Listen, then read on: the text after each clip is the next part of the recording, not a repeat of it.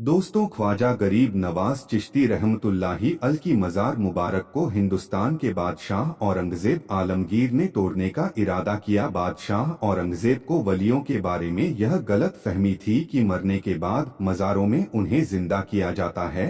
अपनी इसी वहम को दूर करने के लिए बादशाह औरंगज़ेब ने एक दिन गरीब नवाज की जियारत करने के लिए अजमेर शरीफ पहुंचे और जब अजमेर शरीफ पहुंचे तो अजमेर पहुंचकर औरंगज़ेब ने अपने काजी से कहा कि चलो, मान लेता हूं कि गरीब नवाज अल्लाह के वली है, मगर मैं तभी मानूंगा जब मैं उनको सलाम पेश करूंगा और मुझे सलाम का जवाब मिलेगा। अगर मुझे सलाम का जवाब नहीं मिला तो मैं मज़ार शरीफ को तोड़ दूंगा। औरंगज़ेब आलमगीर जब मज़ार पर पहुंचे तो वहां पर उन्हें एक अदना सा शख्स बैठा हुआ दिखाई दिया। वह शख्स इंतजार कर रहा था। बादशाह औरंगज़ेब ने उस शख्स से पूछा कि क्या मामला है, तुम यहाँ पर क्यों बैठे हो और तुम परेशान क्यों लग रहे हो? तो उस शख्स ने बादशाह औरंगज़ेब से फरमाया, हजरत, मैं आँख से नाबीना हूँ, यानी मैं अंधा हूँ और काफी वक्त से ख्वाजा गरीब नवाज रहमतुल्लाह अल से दुआ कर रहा हूँ कि मेरी आंखों की रोशनी मुझे वापस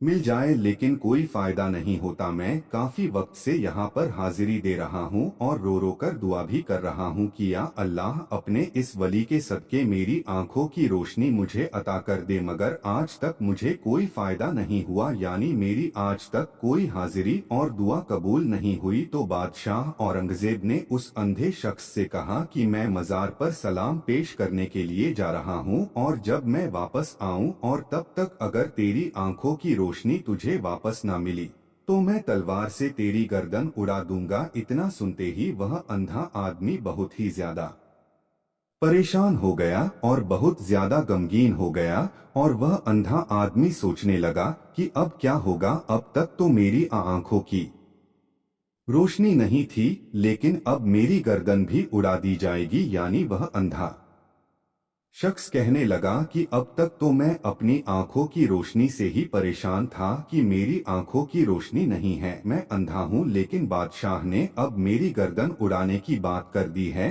यानी मेरा बचना अब बहुत ही ज्यादा मुश्किल लग रहा है। फिर उस अंधे आदमी ने जोर जोर से रोना शुरू कर दिया और तड़प तड़प कर ख्वाजा गरीब नवाज से फरियाद की। और जब बादशाह औरंगज़ेब ने ख्वाजा गरीब नवाज को सलाम पेश किया, यानी जब बादशाह औरंगज़ेब मज़ार के पास पहुंचे और मज़ार के पास जाकर उन्होंने सलाम किया तो मज़ार में से कोई जवाब नहीं मिला। जब बादशाह औरंगज़ेब ने एक बार सलाम किया तो जवाब नहीं मिला। फिर बादशाह औरंगज़ेब ने दूसरी बार सलाम किया, फिर भी सलाम का जवाब नहीं मिला। लेकिन जब तीसरी बार औरंगज़ेब ने अस्सलाम अलैकुम व रहमतुल्लाह बरकात कहा तो अंदर से आवाज आके वालेकुम सलाम रहमतुल्लाह व बरकात, और फिर मज़ार शरीफ से आवाज आती है कि यह बादशाह औरंगज़ेब, दोबारा ऐसी जिद ना करना, क्योंकि तुम्हारी जिद की वजह से मैं इस अंधे की आंखों की रोशनी लेने अर्शे इलाही पर गया था और इसी वजह